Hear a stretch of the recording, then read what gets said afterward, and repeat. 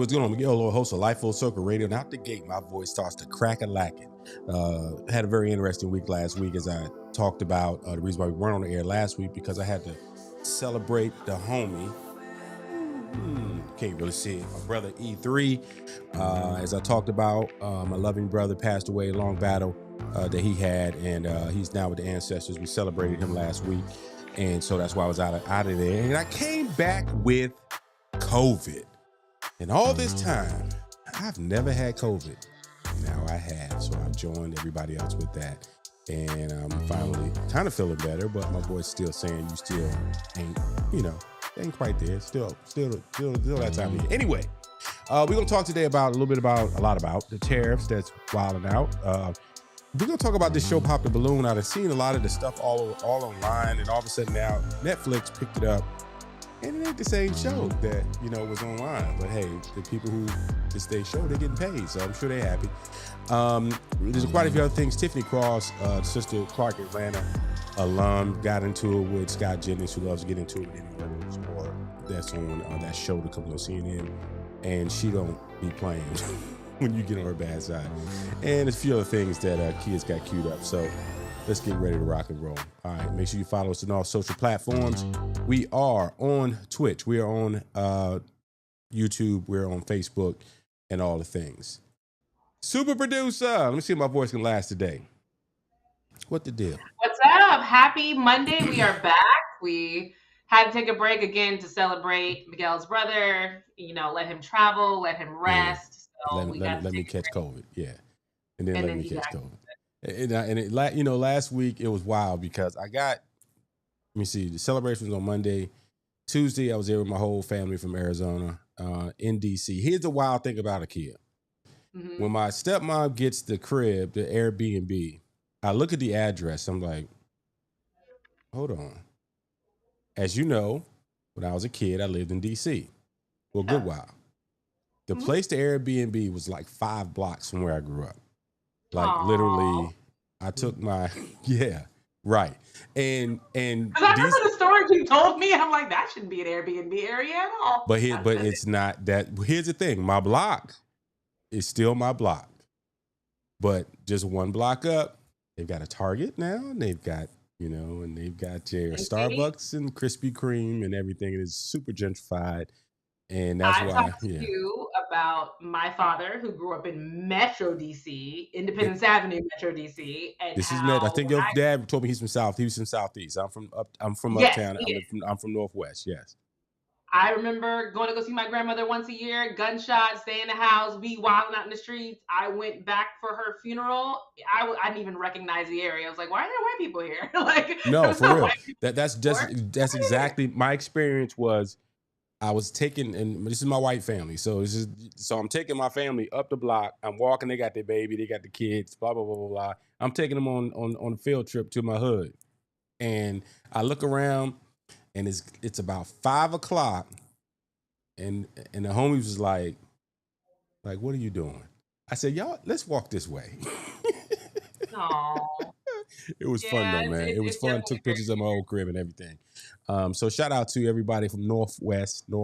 We don't use THs in DC, but it was good to see the whole old neighborhood.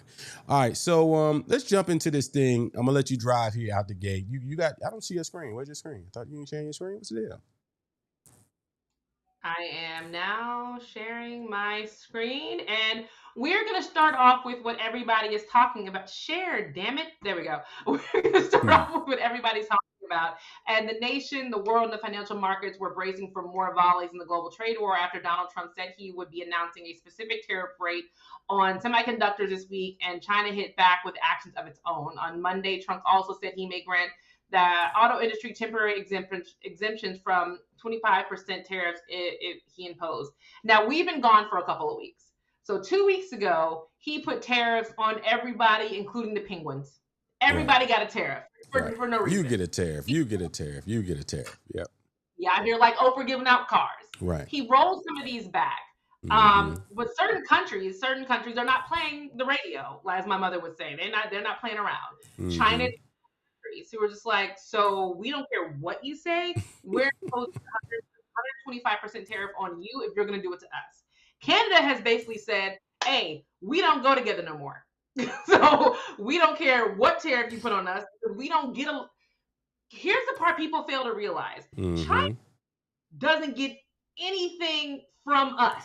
Can anybody name one thing China gets from the United States where it would Right. matter Right. if we put a tariff on them and they put a tariff on us? It doesn't Right. matter. Right. We get everything from them. All y'all people, like my dad, who are very excited about your little Temu orders, you're not getting it. And if you're getting it, it's not going to be $5 anymore. It's going to be No. $20. So No. let's be Right. aware of that. Right. Canada, I think maybe gets a couple of things from us, Well, but there's but we get a but a lot of lot the from stuff. them. Yeah, we get a lot, and there's choices that are being made where Canadians are no longer buying American alcohol. They said, all right, y'all can keep it.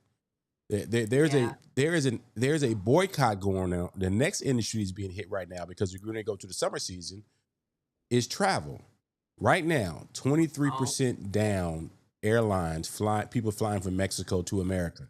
Guess what the number is? People from flying from Canada to America down 40%. Yeah. That's a Because lot. these countries have a travel advisory now. They're basically, and the travel advisory basically says, because I've read a couple of them, it basically Mm-hmm. says if you get stuck in the US, we'll do our best to get you home, but there's no guarantees that there's any diplomatic relationship where we can bring you back from the United States Mm-hmm. if you get caught up in anything. Let's say you get a little too drunk, you happen to get arrested. You're just there.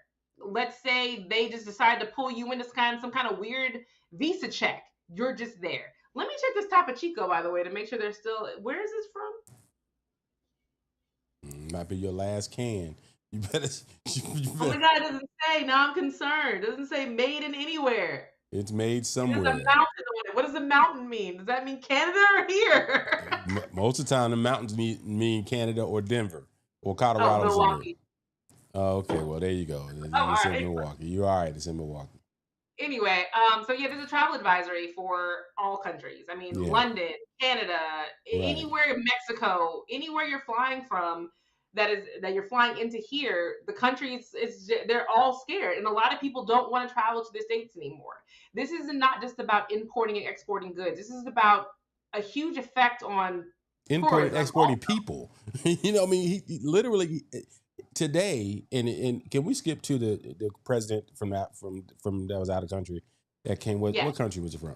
So he is from El Salvador. from El Salvador. He's meeting with Trump today, and they catch him on a hot mic, basically saying, that we may be sending you some homegrown people. So you gonna ship out American citizens now because they don't like you or because they have a Hispanic name.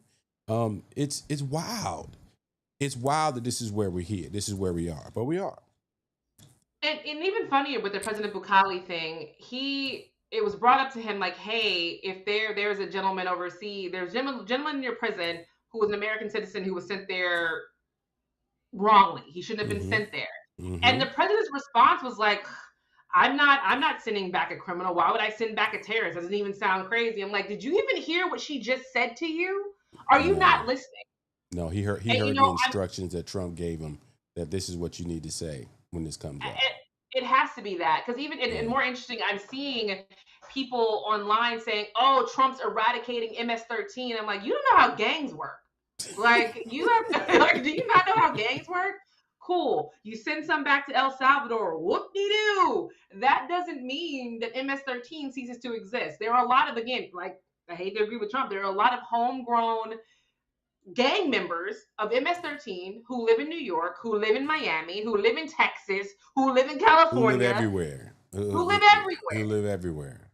I mean, You know.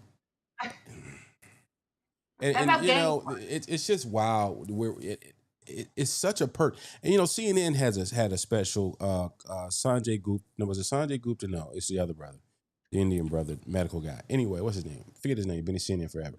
But he did this hour special that ran last night, and he broke down how this is just such a copycat of this strategy by white supremacists since the 1970s, going back to before Nixon, and they tried it through Reagan. They weren't happy with Reagan because Reagan was too much of a pragmatist, and then going through the whole process with Bush, and then humming up through Newt Gingrich, and they were using the exact same language. We always talk about this like this stuff came out of nowhere. This is the same playbook that these white supremacists have been running for the last 50 years.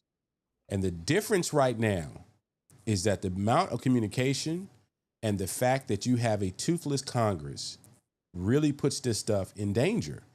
That it could really end up being something that so this is not new, guys, and I'll find it and pull it up there because I want if you have some time, some folks who need to see it.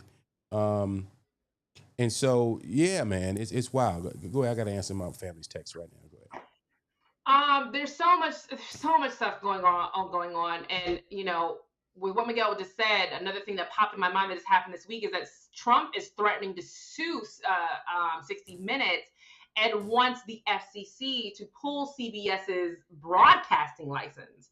Which, by the way, doesn't that mean that they wouldn't be able to broadcast anything, not just news? You are correct. If they lost their broadcasting license? Correct. Okay, so President Trump has once again slammed 60 Minutes and CBS in a rant on Truth Social amid his $20 million lawsuit over the news program's pre-election interview with Kamala Harris. By the way, don't nobody care about that. Kamala Harris. Thank you. I'm never going to get that right because I like the way the other name sounds and it sounds more Indian, but that's another subject. In the post on Sunday night, Trump lashed out about the latest 60 Minutes episode, which featured an interview with Ukrainian President Volodymyr Zelensky and a segment about the president's interest in acquiring Greenland. And he just kind of goes on and on. And what he ends up saying is, we never have happened if the 2020 election had not been rigged. I'm not misreading this, guys, what it says. We never have happened if the 2020 election had not been rigged. In other words, if I were president, our country as led by me falsely, inaccurately, and fraudulently. He continued, I'm so honored to be suing 60 Minutes, CBS Fake News, and Paramount over their fraudulent beyond recognition reporting. Representatives from CBS and 60 Minutes did not immediately respond to Variety's request for comment. This is how North Korea was started. This is how Germany, back during Hitler's time, was started.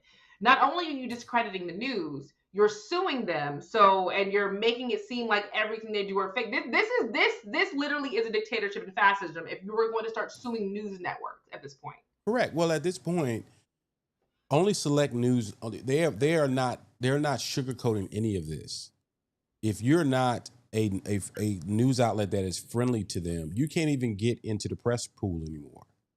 No. They've taken out the CBS's, the AP and NPR and all, and now they've put in bloggers, right? You have it's so crazy. Did you see recently what's going to happen with this? That's a story I meant to add to it. You saw the story about Social Security now having people with Social Security now have to go to Twitter to get information. That's going to be the official outlet. So mind you, let's break this down for people not paying attention, right? The guy who Trump has given the power to dismantle or to fix the government has said, you know what? We're going to make everybody have to go to X to learn about their Social Security benefits. Mind you, if you're 90 years old and you don't have any people who's taking care of you, you think you got a damn Twitter account. But of course, they know they don't have a Twitter account. And if they give them these announcements on Twitter, and let's just, imagine a 90-year-old or 80-year-old, the average 75-year-old sometimes being able to say, so how do I do a search to find my information about my Social Security amongst this chaos of porn and white supremacists and trash that's on X? Help me do this. Everything is a deterrent. All of this nonsense. You're trying to sue CBS. You're trying to make everybody go to X. You're canceling contracts and giving them to yourself. All of this nonsense. You say to yourself, wow, how did we get to this point that our elected officials are so toothless that they're watching this stuff and they're sitting back and doing nothing? And here's one thing that Trump didn't realize about the bloggers that he's putting in place. They're all wealthy. And for a very short period of time and right now, they're not wealthy anymore. Joe Rogan, for God's sakes, is now coming out against Trump. Aiden Ross, who was an avid Trump supporter, came out against Trump. Dave Portnoy of the Barstool came out, was like, I've lost $20 million. I don't understand what the point of this was. These white men are now realizing we were disenfranchised. We're going to be disenfranchised with Kamala. We were disenfranchised. Kamala. We were disenfranchised with Biden. And now we're disenfranchised with Donald Trump. First of all, they weren't disenfranchised under Kamala and Biden. They were lying to themselves. Like, come on, man. Like, no one was stopping. I'm not letting them having all the moments they want. They got everything. No, I'm not letting them have a moment. Now, but what they find out now, Kamala Harris and Joe Biden and all other presidents, whether it be Republican or Democrat, was not digging in people's pockets the way this administration is. No, this dude set up there basically hit the whole world with these tariffs. Watch the doggone stock market crash, and then said, "Hey guys, this is a great time to buy." Yeah, if you got money, it was a great time. Buy low, buy low, sell high. And now you're sitting back, all these things that we always kind of like, is this a good, I can't know somebody who's an elected official who may know, is my senator buying any stock? They're not even hiding no more. No. They're not hiding no more. And I sit back and say, wow. And there's some folks who are taking advantage of this time right now. Technically, it's called shorting the stock, right? That's technically what he did. He just did it on a grand scale. Correct. But again, he thinks other countries are stupid. The other countries saw what he did and were like, yeah, so we're going to uninvest in your bonds and stuff like that, which we need because that backs American currency. They're like, correct. No, we're not going to. Correct. Again, he's thinking he's winning, and he's not. He has lost his base supporters. I know we always. He's winning. The rest of us are losing. Winning what? What is he winning? Here's my philosophy on everything that they're doing right now. Think about it. This is the same guy that put out video showing the Gaza Strip as being a resort, and the same guy who saw the LA fires and him and his cohorts were basically talking about they can rebuild. They want all the world to be cheaper, so that the ones that got the money will be able to rebuild it. So whoever dies, whoever suffers during that time, they've already talked about people going to suffer. It does not matter to them. And I sit back and I said, and the amount of money that my imagination can't go to the type of money and resources that Elon Musk has. My imagination can't even go to that point. So to your point, he's won everything he's ever need to win as far as elections. Now all he's winning, all he wants is control and power, and he's got all of that. But see, here's the thing: controlling power in the United States, as we've seen, it doesn't really mean a whole bunch. So he's got control over us. Whoop-de-doo, great, you have control over us. Whatever, fine. There are other countries in the world who mean more than the U.S. do. We're not even in the top 10. In what world do they mean more than us? They may not mean. They may mean more to us collectively, and if they coalesce together, China is the two largest. There's only the two largest economies in the world: the United States and China. No. No. They are the largest economies, but as far as it's being more wealthy than us and be able to do more than us, and they choose not to, Singapore, Luxembourg, these countries have more money than us. They just choose not to do things the way that we do. If Singapore and Luxembourg, in what world does Singapore has more money than the United States? Do you not Google anything about like money and stuff? Is that not how you do stuff? Please, you have the floor. If I'm missing something, please share with me how Singapore has more money than the U.S. Wealthiest countries in the world. Singapore and Luxembourg, I can't think of the other ones, are higher up. They have more money, more gold than we do. They choose not to do things the way that we do. If Singapore and Luxembourg decided, hey, we're going to pull out all our money out of other places they don't like and pull all of their money out and keep it, they would have a massive effect on the world as a whole. The same thing with Singapore. They're just choosing not to do that. So these countries, a part of the G20, decide, hey, we're not messing with the U.S., Russia, any of these countries at all anymore. I understand where you got that from, but you're confusing what it's saying. It's saying per capita. I'm looking at it. I get you. And it says the wealthiest, and I'll pull it up so you can look. And I get what you're saying, but they're not a wealthier nation. They are wealthy individually, right? Not to mess with all of us anymore. No, you're exactly right. It Okay. says the wealthiest countries in the world when considering GDP per capita, average wealth per person. So I get what you're saying. It's per person, Yes. but here's why everybody fears America, because we are the warmongers, right? Yes. And so That's when you start talking, when you start talking about, because that's part of it. Part of it is the money we do or don't have, but the second part is fear. We're the country got the nuclear weapons. We're the country got strategically placed all over the world. And so if it's all said and done at Luxembourg or Singapore or like with Greenland, we think we're just going to take Greenland. Like now these other countries have to make a decision. Are we willing to go to war against America? And with these nuts, And a lot of them are starting to say, we're willing to go to war with America. And they would have never said these things before. Before they would have been like, oh, we're mad at them for right now. But just for right now, we're just mad right now. But yeah, now it's yeah, like, yeah, hey, it yeah. is what it is. Let's do this. It's wild. It's really wild where we are as a country, and our standing in the world and understanding. Like you started your fight with your closest neighbors. You said Canada and Mexico, F you, man, right out the gate. Like they're like, hold up, bro. We're north of you. We're south of you. We right here. He was like, I don't care. And that's where you want to start your fight. All the goodwill that has been in place, and no one, and God knows, I'm a black man in America. Of course, I know America is not perfect. But this piece in relative sovereignty that we have over here, because these big old oceans we got on both sides of us, and these Yeah. big old, Canada here and Mexico, can't nobody sneak up on us. But now you to the point, you said the guys, Mexico might be like, you know what? Y'all go ahead. I'm good. They step to the I mean, side and and here's let the other thing. Middle Eastern and everybody come through there. Go ahead. Here's the thing that a lot of people are confused about, and I'm confused about it too. Mexico has a lot of people who sneak into the United States. They do. They have a lot of Mm-hmm. people. The immigration policy for the U.S. it sucked. It sucks for decades. It's not even a Mm-hmm. Biden thing. It's not a Trump thing. Our immigration policy and process is garbage. Right. But people keep forgetting that Canadians almost sneak into the country the same rate as Mexico does. But they walk over and Because don't have to dig holes in tunnels. They just walk over to Detroit. they just walk over, and because a Mm. lot of them that come over from don't come over from Canada don't look, as hard ridden and They as look like tired. white folk. They look like white folks, or they Yeah. look like Indian folks, or because there's a lot of Canadian Indians. Sure. Sure. Half of Omar's family on his father's side, they all live up there. They come Sure. down all the time. They stay a long time. They go back when they want to.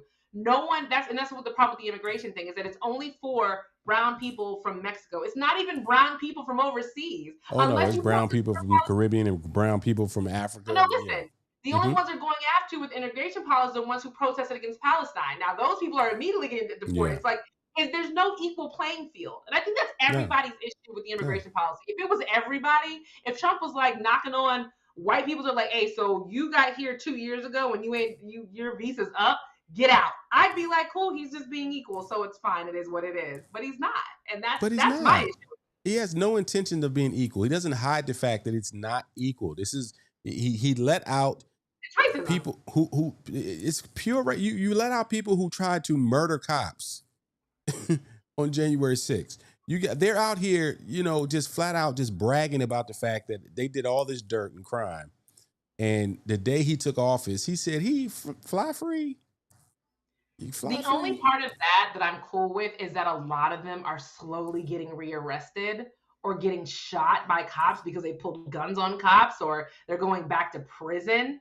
I don't know if people realize, if you Google January Sixers, there's a lot of them that are on the first thing smoking, either back to jail or on to glory. Like, that's just what it is. We are in such a dark place in our society, right?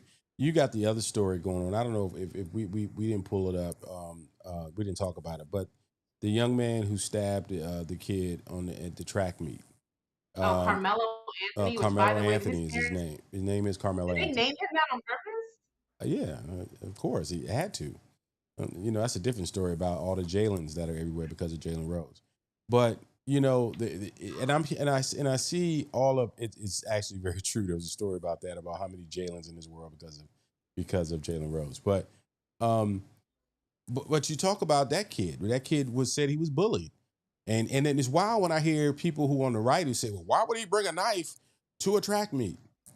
There are the same people talking about why did he bring a knife to a track meet will scream you into the ground about open carry guns anywhere they want to go, and are probably fishermen who keep or people who are outdoorsmen who keep knives in their pockets everywhere they go. So stop at this. Why did he bring a knife to a track meet? Like, there's plenty of people who carry knives everywhere they go. And so we're just in such a dark place. And the fact that we even have to have this conversation around what you pulling out, Well, what you happy looking at? news. Carmelo Anthony, the 17-year-old accused of fatally stabbing another student at a high school track meet in Frisco earlier this month, he was released today on bond, on Was he $250,000 really? bond. He is on Okay, bail. boom, boom, boom, boom, boom, boom. Yeah. And again, Miguel and I will go into this a little bit right now, is that a lot of information is coming out about this story. It wasn't as simple as Carmelo walked up to this white kid and was like, I'm mad at you, stab, stab, stab. That's No, not what no. happened. It's a lot more. And I think a lot of us as Go Black back to the people, top. I got your screen up. I go oh, back yeah. to the top.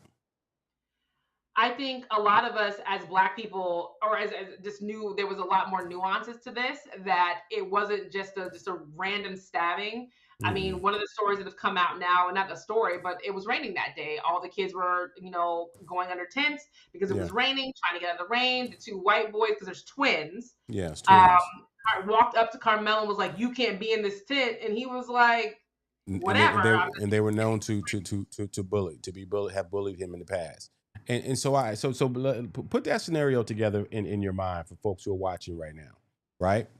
Part of the reason some people will carry weapons sometime because the story is that he said to them, "Touch me and see what happened." That's supposedly what he said to the cop.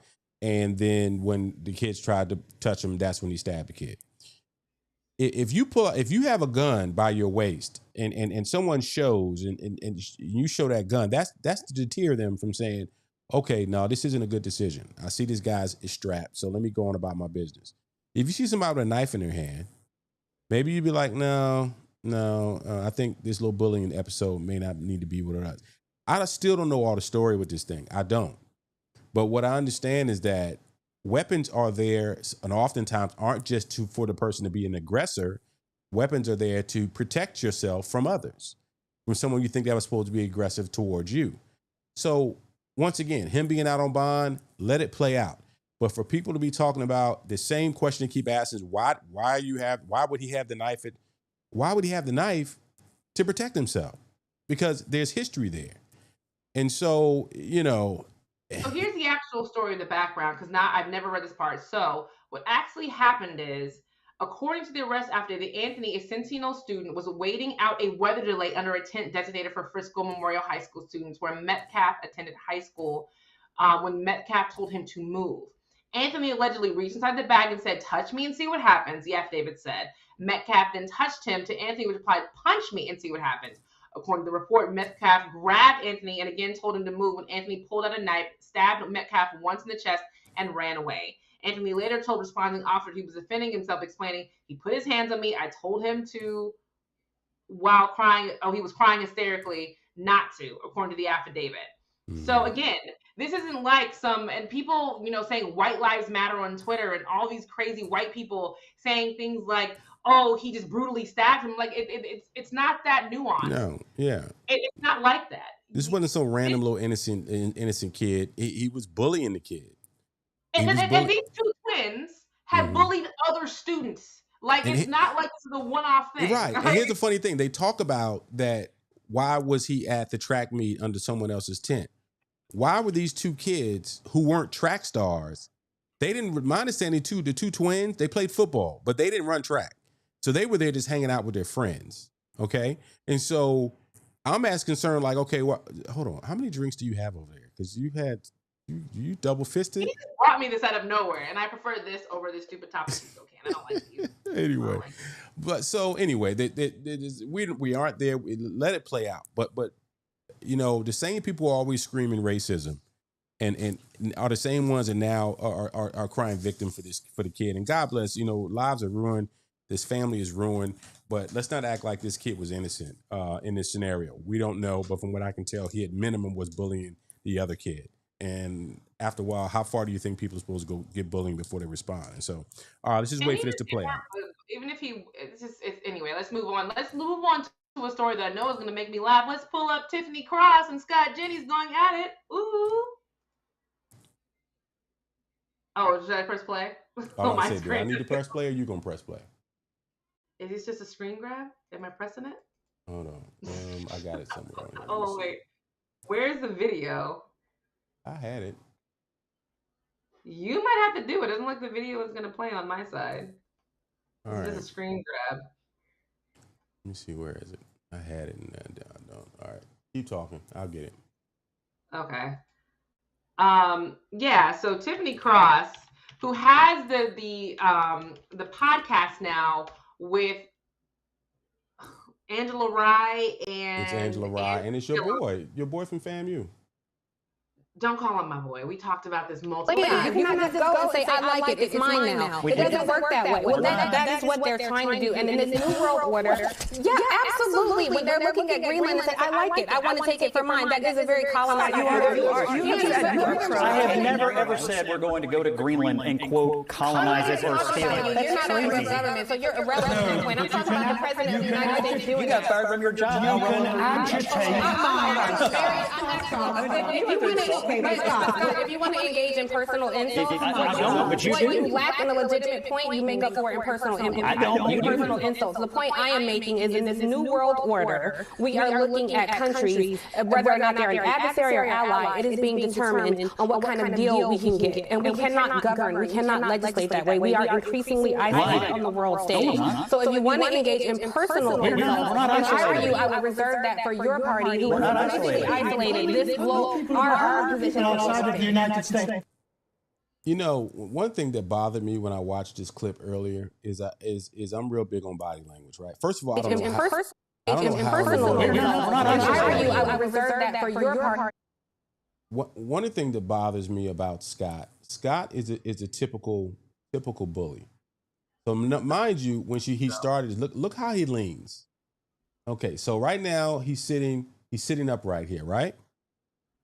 And as she started to get into him, he started to lean in and she started to lean back because that was him impeding her space. Now, he won't do that to a man sitting next to him. Won't do it. I've watched that show enough. First of all, I don't know how Abby Phillips does this show every night. It is one of the most annoying things, and it's the train wreck that no one can stop watching. That's probably why they keep it on the air. But that guy, Scott Jennings, man. But go ahead, jump in. You already know my opinion about Scott Jennings. We've talked about this already. Scott Jennings knows exactly what he is doing. Scott Jennings is not going back to Fox News. Fox News is a weird sinking ship that nobody really wants to be a part of. So Scott Jennings knows his role on CNN. My job is to say off the wall stuff and offend people and get the conversation going, get Abby Phillips' show trending on social media. That is my job. I feel like, I don't know if anybody's ever watched the Boondocks episode where there was Ann Coulter on, and Ann Coulter's character on Boondocks was friends with Al Sharpton behind the scenes because they knew what they needed to do. We're going to get on this stage. We're going to argue and fight about nonsense because it's going to bring viewer ratings in. They're going to keep bringing us back, and you just have to go with it. The same thing, like Anna Navarro was there too. She knows her role. And Navarro gets the game. Yeah, and I agree, and I don't think Tiffany Cross, she doesn't play that role very well. And Tiffany Cross is going to bring that smoke. And understand the role she needs to play. I get annoyed with Black women who are so self-righteous, they don't get the game. Abby Phillips, I feel like Abby gets the game. Everybody has to play their position. Right now, that role that she's putting on, she's got Tiffany Cross, she's got Carrie Champion, and I see rotates in and out of there. I think I've seen the other one you just mentioned. It's on the show. Anna Navarro. Well, not Anna Navarro. I'm talking about Black women right now. I've seen the sister he talked about that's on the show with Tiffany Cross. That's got the podcast. Oh, Angela Rye. Yeah, Angela Rye. I think I've seen her on the show. Yeah. And they'll bring the smoke. They don't give a doggone about who's up there, and they bring it with such intelligence and beauty. And so, but the Scott Jennings of the world, who I believe probably fantasize about them, it really annoys me. And most of the time, they won't sit Scott Jennings next to a Van Jones Van Latham. They'll have Van Latham on the other side of the table because that table is not that big. It's not. Why they got him in a car table? Yeah, it's not that big. But it's just the fact that you're trying to have a political debate and you bring up the fact that she was fired from her job. She was fired from MSNBC 5-6 years ago, whatever it was, and it wasn't. They always try to play this just like they try to do with Joy-Ann Reid. These people are not fired because they're not good and that they're not provocative. They've done this before. Melissa Harris Perry, they did it to her too, right? Yeah. Where when the seasons change, that's when MSNBC would change, and when the presidents change, that's when they would change. Joy-Ann Reid was fired because Trump is not president. Melissa Harris Perry was fired, right, going into, I believe, the first Trump administration, right? Tiffany Cross was in the midst, because the way they market themselves, they'll go through this progressive, inclusive period, and then they go to this super lawyer professor period, and the way they market themselves, even down to the point to the woman who just left, who was running MSNBC, was a black woman, and as soon as Trump came in office, you're out of here. We got to get as white as we can get right now, because that's what the advertisers and that's what the Trump folks want. So, go ahead. But in my opinion, I still believe that black women were so against playing the game that it hurts us. Angela Rye is not going to play the game. She's not. She should. I think she'd be amazing at it. I think we're at a point now where if Angela Rye, Tiffany Cross, Anna Navarro gave a little bit more, well, Anna Navarro gives sass. You give a little bit more sass and attitude, they're going to keep you. And because you're giving more sass and attitude, you can say a little bit more of what you want to say. They're wanting these Democratic representative and progressive Democratic and progressive representatives to get a little bit more in the mud, to say what you're thinking. And everybody wants to take the Go ahead. But everybody wants to take the high road. We've got they're taking the intelligence road. No, but that's not where we are. Well, we are not there right now, and you know that we're not at the intelligence. And I applaud them. I applaud them for standing on principle and saying, you applaud that, bro. Why? We're trying to distribute news, and you want them to get out there and be sassy and roll their neck because the Joy-Ann Reids and the Angela Rye ain't rolling their neck and responding the way they want them to respond. They're no longer television. It's not about rolling your neck. It's about. You said they want to be sassy. Help me understand the difference. That doesn't mean being ghetto. That's the thing. Everybody keeps associating black women with ghetto, and you don't have to be ghetto on these shows, but you can be the part that represents a certain part of yourself. We're allowed to do right now. We're allowed to say to somebody like Scott Jennings, like, so you got something to say about me getting fired? You're a bum, and you have nowhere else to be but here. And we're on the same platform right now. Anyway, Abby Phillip, this is blah, blah, blah, blah. You don't have to roll your neck, suck your teeth, cuss, or anything. But you can go in the gutter. And we as black women on these correspondence shows, we're not doing anything. We're just sitting there. Nope, I have to have my integrity. I have to be smart. I have to really just keep my composure. No, the F we don't at this point. We don't. Not at this point. At this point. At this point, it doesn't matter. At this point, Joy-Ann Reid did it the right way, and they said you're out of here, right? When you talk about, like you said, Tiffany Cross over the years, when you talk about Melissa Harris Perry hadn't seen a television camera in 7-8 years, and she had an amazing show. Let's take a step back. Let's look at somebody like a Candace Owens. I know we're not a huge fan of hers. Candace Owens has been giving her middle finger to a lot of different people randomly for whatever reason. And Candace Owens is still popular, still making money, still surviving on her own terms. And she's still being invited on popular shows. She still goes on Piers Morgan's shows. She still goes on other shows. Not so a lot of mainstream, but Piers Morgan in the UK is still in the UK, sure. Right now, they've got the same pundits. Now, I don't ever watch Fox News unless I just happen to trip my whatever. But CNN, first of all, CNN has the same people. They rotate all day, every day, up and down, up and down. Yes. MSNBC is so heavy on professors and lawyers and former cabinet members, and that's what they're doing. They didn't say the hell with black people. I don't even see Eddie Glaude that much anymore. I think he might be on first thing in the morning. That's about it. You pull out Michael Steele, who's turned into. I was going to say they got Michael Steele, who started off. He was a Republican for many years. So Michael Steele they consider one of them anyway, right? No, you know who Michael Steele is now? He's like dark Obama. like the inner thoughts of I hate all of you. If I could, I'd go to your house. That could be a good representation. And then you've got the sister who's on the show with Michael Steele, the bald headed sister. I can't think of her name. I know who you're talking about. I'm so sorry to her name. Intelligent sister. You know Huh? I miss? Who? Condoleezza Rice. Where are you at? Condoleezza is out here being on the panels of the NCAA. These people are working their proximity to whiteness, and they're saying the heck with the rest of it. We don't need to deal with this nonsense, because at this point, as you said, this clown has gone so far as to saying, I'm going to sue 60 Minutes. If he gonna sue 60 Minutes, you think he's not gonna sue CNN and MSNBC and BET and Revolt and everybody else? Here's a better question before we switch over to our fun topic for the night to end up the show. Why didn't he start with them first? Why CBS of all people? Kia. He is in. If you start the same way you just asked that question, if I'm running NBC or MSNBC or MTV, and they says Trump started off his tirade by suing the longest running magazine show with the oldest people on television, is where he started. You think he not gonna sue you over here talking about trans and black people and Hispanics? And he started with the oldest, dustiest show on TV.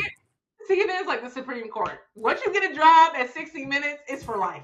Come on, man. Come on. And you telling me, why did he start there? Trump is not playing. He is starting and telling everybody, you either play my game or I'm coming after all of you. You saw the story right now that he has put law firms in the corner and told them, you're going to give me all your pro bono hours are supposed to go feed the children and fight for the homeless. No, you're going to give me those pro bono hours. Did you see that story? He's got the huge law firms out here that are bending the knee to him. And actually, it's so funny. I don't remember who it was. It was somebody, it was a lawyer who used to work for one of these firms. He didn't use the word, you can tell I was in COVID, so I watched a lot of TV this week. He said, these law firms are not only bending the knee, they're just bending over. And I'm like, where are we in America now that you've got 65-year-old former attorneys in the evening news talking about law firms are bending over? We are this is the stuff that they've been telling us for years, the darkest of days right before the end. This is it. This is it. It's craziness. It's craziness. And we're saying it hasn't been a full quarter. It has not been one full quarter yet of the Trump 2.0. And we got to go through this for the next. I'm looking at all the former hosts of CNN, and it's all the greats. It's almost like it's where the greats go to retire. You've done great, Christiane Amanpour, Ed Bradley, Dan Rather, Morley Safer, Mike Wallace. It's 60 Minutes, and you're telling me that if 60 Minutes can get sued, if 60 Minutes can get sued by this dude, he said, I'm starting right where I'm gonna make everybody shut up. All right, cool. Okay, so let's go to something fun. Put up our bracket so we can for a few minutes, and we're going to educate our lovely host Miguel Lloyd on Pop the Balloon and Find Love. So, Pop the Balloon and Find Love is a very popular YouTube series that started by Arlette Al-Moufi and her husband. She hosts it and he produces it. It's been going on now since the pandemic, because the pandemic brought in a lot of YouTube shows. It is so popular, it got parodied on Saturday Night Live. After it was parodied on Saturday Night Live, they decided that they were going to bring it to Netflix. And Netflix is where everything black goes to die. So first, let's show you guys the episode that actually put Pop the Balloon. Am I pulling up your screen? Share my screen. Pulling up your screen? Pull up my screen. I'm going to rewind a little bit. Is your volume up? I don't hear your volume. That's fine. You can hear it? No. How do I That's make you fine, hear though. it? But talk narrate it. We don't need this. Keep playing and tell us what's happening. So no, you need to hear this. You need to find a way send me the link and I'll pull it up. Send me the link and I'll pull it up. You have the link. It's in the guest chat, and you're gonna start it at 1 minute 8 seconds and 1 minute 8 minutes, 1 hour 8 minutes and 24 seconds. Let me see if this is the one you're talking about. Let me see. Open the link. This is the premium double 45 liter by half day. All right, keep talking because your commercial is running. It's coming. So, Pop the Balloon, again, started by a black couple. It's been going on for many years. Very popular during the pandemic. Money, or anything. I'm just looking for devotion and some loyalty. That's all. And some honesty. Do you believe in God? Oh, certainly. Yes, Wait, ma'am. I'm a God-fearing man. I practice monotheism. 1 hour. I'm going to tell you what I identify as religion-wise, but we can... 1 hour what? Rewind it to 1 hour, 8 minutes, and 24 seconds. We're watching this for a reason, guys. I promise you. You will. This is not disappoint. I promise you. Right here. Press play. Here we go. This is. She's been waiting to pop her balloon. You're not going to go into the negative side that made Pop the Balloon famous. Okay, let's go ahead and bring out our next single guy.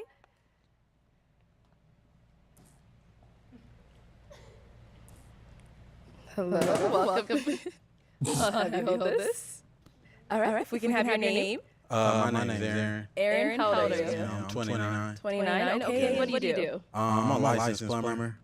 Oh, very cool. Yeah. And now, what do you look for in a woman? I look for a woman that's not promiscuous and has a career going for herself. Okay. Yes, ma'am. Keep watching. Now, what are some of your deal breakers? Deal breaker, being promiscuous, not cleanly, don't have a career, nothing really going for yourself. Okay. All right. So we did get a pop balloon. Let's go ahead and go on over there and see what's going on. Yes. All right. If we can have your name and age and why you popped your balloon. Hi, my name is Karma. I'm 24. Okay. Oh, sorry. I'm supposed to say the pop balloon part. For me, it just did not work. I didn't feel like I had chemistry. I wasn't fully attracted to you, and I feel like that counts if we were going to be going through a dating show. You know? Yes, the feeling is definitely mutual. So that's okay. Thank you. You did me a favor. You know, absolutely. I'm glad you have a great day. Thank you, Queen. You too. Okay. Well, let's go ahead. All right. We got a pop up here.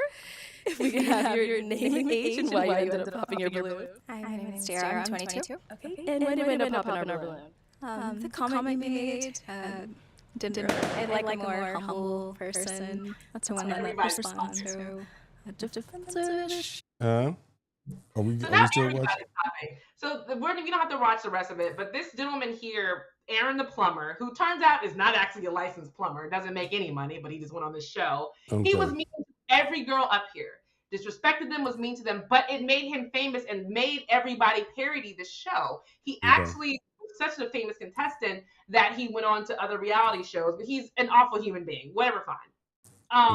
But again, SNL saw this, and SNL parodied it. So that means Netflix got involved. And Netflix bought it directly from the producer and host, Arlette Almuni. And the host of the show is Or Yvette Orgy. Yvette Orgy. I always remember Am I her saying last it right? I hope so. Yes, Yvette Orgy is the woman who is hosting the show. We all love her from Insecure. Yvonne so everybody Orgy. Or is it Yvonne Orgy? Isn't it Yvonne Orgy? Not Yvette. It's Yvonne, right? But yeah, she used to be on the show with yes, she was on Insecure. Insecure. There you go. Yes, it's Yvonne Orgy, and she's an actress and a comedian, and she hosts Pop the Balloon and Find Love, and she hosted on Netflix, and it was awful. Here's the thing. Can I jump in real quick? Let me just jump in real quick. Okay. Absolutely, go ahead. I don't watch the show, but I've seen enough of the clips online, and I said to myself, wasn't this show primarily with black women and black people? And then so when I saw the promo, and it was just like a tip. It really felt like an MTV parody when I saw the promo for this thing. It was a little bit of everything. It was, and I said to myself, y'all not even gonna act like and keep the premise of the show, or at least the culture of the show. You're not even gonna fake it out the jump. They took all the seasoning off. Just scraped it off the chicken. just scraped it off the chicken and put it on the plate. Oh my God! Keep talking about your Pop the Balloon. So the goal of this show on Netflix apparently was to have reality stars face up against regular people and like mix it in. Okay. But it's almost like the producers told them, hey, just be funny, just be entertaining, just, be fun, like do whatever you want to do. Instead of what the original Pop the Balloon was, like, you are actually looking for a relationship here. You are actually looking to find love, because Pop the Balloon has actually produced several marriages and like a couple of wedding specials, because they actually have matched people up the right way, which is fine. But it doesn't seem like Pop the Balloon, which goes live every Thursday on Netflix, their goal is just entertainment, which loses the whole passion of the show. That's and TV also for you. gentrifying it and putting in random white women and mixing with black people. I'm all for people. I guess if the show was more respectful with the white people that are coming on, the black people coming on, mixing together, I'd be cool with it. But it seems like no one's taking it seriously, which takes away the show. It's a wild world that we live in right now, and even it's a thing, because we know. Go ahead, you're not done. Next time you and Trey are at home having a you and Trey night, you got a glass. She got a glass of wine. You got your little bourbon. Turn on Pop the Balloon on YouTube, and I'm telling you, it'll be like, oh, okay, so this is what it was supposed to be. I can understand this. I can get with this. But like I said, I've seen enough clips. There was one, I think it was Saturday Night Live when Dave Chappelle was up there, and they used the old. Yes. He had the toothpick in his but mouth. That's not real. It's a parody. Right. But like I said, when I saw the trailer of it, and I said, hold on, this does not feel at all like what I've seen on the internet, and what they could have just took that same concept. You ain't got to fix that up. They had the same old Rode microphones with the microphones that they have is the ones I got sitting on my desk behind me. It's such a brilliant concept, ways to engage. It's funny, it's engaging, and like everything else, man, they take it and they run with it. So, well, before we wrap up the show, let everybody know, while you were in COVID, what were you watching? Oh, so what did I watch during COVID? So a lot of stuff. Where did my stuff go? So yeah, I was watching a lot of stuff. I watched a series, and Netflix faked me out there too. There is bring it all to the front. Where's my scenes drawings? Anyway. So there was a show that the guy from the English dude, one of the English dudes on one of my favorite shows back in the day. He was a criminal. You remember the show? It was like the Wire for England. What was the name of that show? I know what you're talking about, but I can't think of the name of the show. But I know exactly what show. So he's got a pretty good contract. He's got a pretty good contract with them, because all of a sudden I'm seeing him getting a lot of movies, and every time I see him now, the movie was called Adolescence. I remember it now. It was a series. Yes. I watched that, and so it was a series, a 4-part series. I watched that, and they make it like it's about him, and it's not about him. When they market it, it's not about him. He's a cop in it. He's in a couple episodes. You don't see him anymore. It was decent. It was really about the things adolescents are going through as an incel and wrapped around a murder. Then there's another one that I thought was pretty good that was also on Netflix. It was called To Find a Killer or To Chase a Killer or something like that. And this movie starts off, which I won't be giving away much because it was at the very beginning of the movie. The hitman kills a bunch of people on New Year's Eve as the fireworks are going off, and it's not, there's no rhyme or reason on why he's killing and who he's killing. It's just all of a sudden fireworks are going off and someone's at a pool, and all of a sudden, boom, they get shot in the head. And so then it was like 25 people all at one time. Like, of course, not at one time, but simultaneously died New Year's Eve as the fireworks are going off. Yeah. And so the movie was about trying to chase down the person who killed all those people. Watch The Resident, something fun, light. I'm waiting on watching The Residents because I wanted to watch that with my wife, and I was quarantining myself. I pulled it up with Crazy Eyes from Orange is the New Black. That's who she'll ever be to me. Oh my God. I know she's done so much other work, but to me, that's who she'll be. So yeah, what you watching? Did you watch G20 with Viola Davis? Because me and Omar watched it on Saturday. I'm waiting on that too. Not gonna Was it ruin it for good? you. Was it good? It's good dumb. It's good dumb. It's good dumb meaning the concept of the movie is dumb. You know this is never gonna effing happen. Are you insane? But the acting is good. The action captures It's you. Viola Davis, I'm so she's for everybody black. But that's so funny because Viola Davis is married to in this movie. If you thought she was buff and Woman King, they made her gain extra weight and put on extra muscle for this film for whatever reason. Well, she's older now. The girl's got to be in her mid-50s, right? At minimum.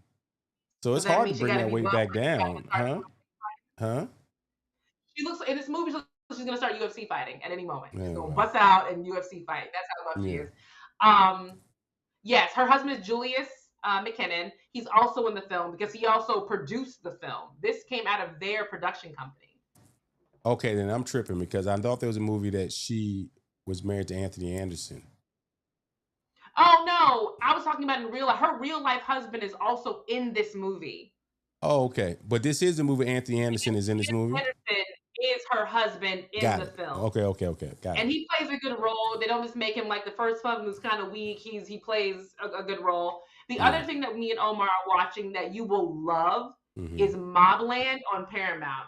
If you're looking for white people and gangsters and good actors, Pierce Brosnan, Helen Mirren, Tom Hardy, Patty, I forgot Patty's last name, but all the people you love are in one mobster show that's extra violent.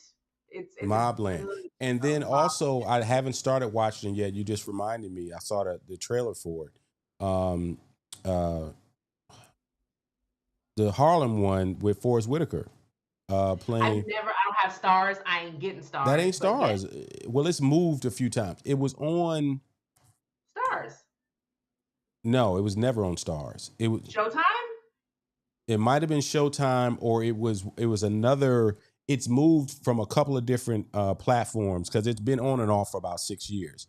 What's the name of that series? Now you got Godfather of Harlem. Godfather of Harlem, and it looks like they may be doing a little bit of a prequel to it because the what I saw as far as the trailer. The MGM network. What is that? That's what right. It was on MGM. It was on what? It was right. Right. It's the MGM network? It is an excellent, well done series. It is so good. It is so good. So we'll be getting back on that here pretty soon too.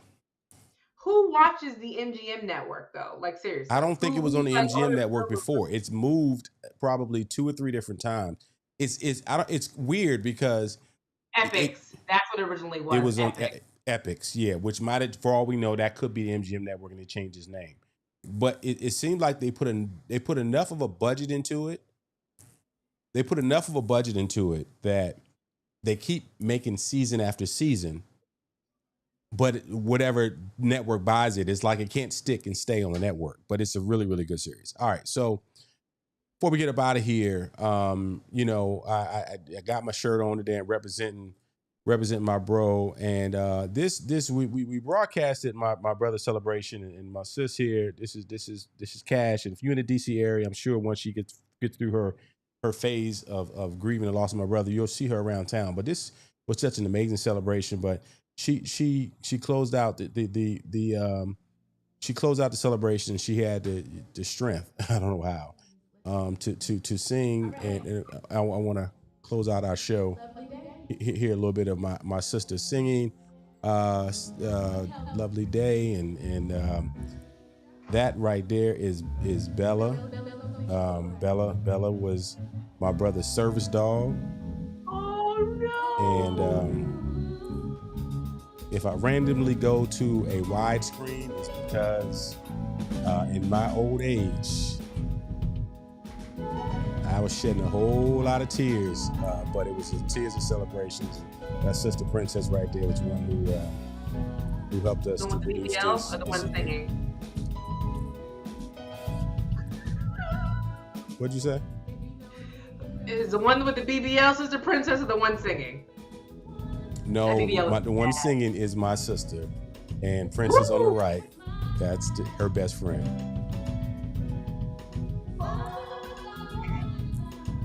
And when I tell you, he sung in 3 or 4 different bands, and And what you see there in the middle is his jacket, and they had that jacket up the entire time. So we're gonna close out the show with this tonight. We appreciate y'all for tuning in today, and we love you, Earl.